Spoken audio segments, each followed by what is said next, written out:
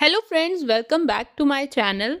आज बात करेंगे इटालियन न्यूज़ के बारे में, कुछ नए बोनसेस के बारे में और 2026 में कौन सा ऐसा बोनस है जिसका आप फ़ायदा उठा सकते हैं। इस वीडियो में मैं बताऊंगी आपको बोनस काज़ा के बारे में कि 2026 में उसमें क्या चेंजिंग हुई है। इसके अलावा ईयू फ्री ट्रेन के बारे में कौन लोग एलिजिबल हैं जो कि फ्री सफ़र कर सकते हैं और एक कंट्री से दूसरी कंट्री जा सकते हैं विद इन यूरोप। तो स्टार्ट करते हैं वीडियो को, लेकिन उससे पहले आपसे रिक्वेस्ट है कि अगर आप मेरे चैनल पर न्यू हैं तो चैनल को सब्सक्राइब कर दें। आज की पहली न्यूज़ को शामिल करेंगे जो है ईयू फ्री ट्रेन के बारे में। ईयू मतलब जो भी यूरोपियन कंट्रीज़ हैं उसके अंदर जो है आप फ्री में सफ़र कर सकते हैं। आपको फ्री जो है वो ट्रेन की टिकट, पास वगैरह मिलेगा। और ये किन लोगों को मिलेगा, कौन एलिजिबल है, उसके बारे में बात करते हैं। वो लोग या वो यूथ जो कि पैदा हुए हैं 1 जनवरी 2007 से लेके 31 दिसंबर 2007 के दरमियान। तो वो जो यूथ है या जो यंग जनरेशन है, उनको गवर्नमेंट ने ऐलान किया है, पूरी यूरोपियन गवर्नमेंट ने, कि उनको फ्री पास दिए जाएंगे, ट्रेन के पास, ताकि वो एक कंट्री से दूसरी कंट्री फ्री सफ़र कर सकें।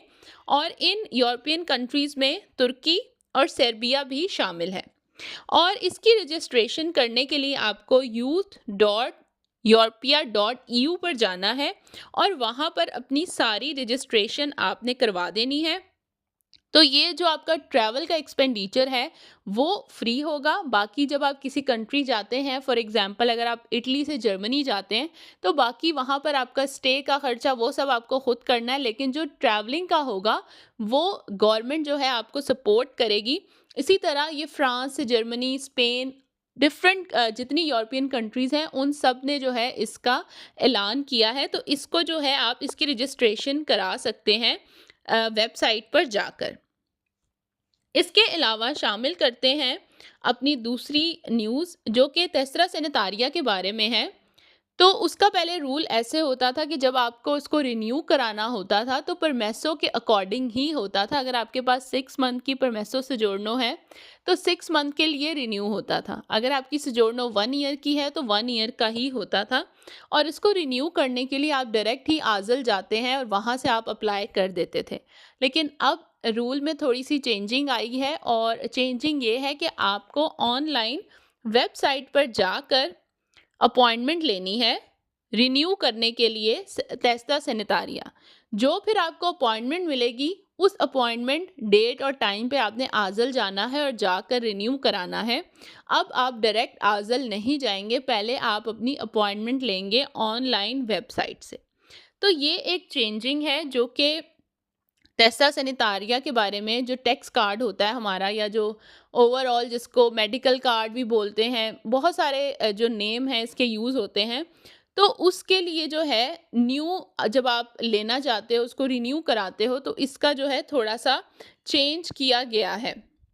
इसके बाद शामिल करते हैं अपनी अगली न्यूज़ जो कि है कार्स के बारे में। अगर आप अपनी रिलेटिव या अपने फ्रेंड्स की गाड़ी को रखते हैं अपने पास और आपका कोई भी आपको अगर चेक कर लेता है, कोई भी ट्रैफिक पुलिस या कोई जो पुलिस होती है, तो आपके पास एक सर्टिफिकेट होना ज़रूरी है जिसे हम इजाज़तनामा भी कह सकते हैं, जो कि गाड़ी के ऑनर का होगा। अब इसके बगैर आप किसी और की गाड़ी अपने पास नहीं रख सकते, क्योंकि उसको चोरी की गाड़ी माना जाएगा।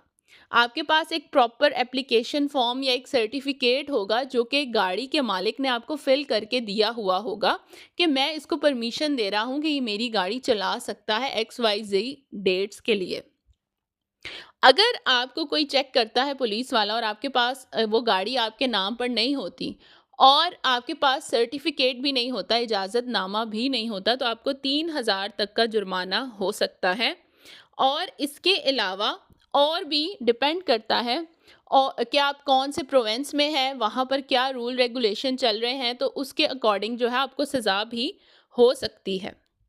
इसके अलावा पतंते बी को रिन्यू कराने के लिए या फिर जो न्यू एप्लीकेंट है उसमें भी चेंजिंग की गई है।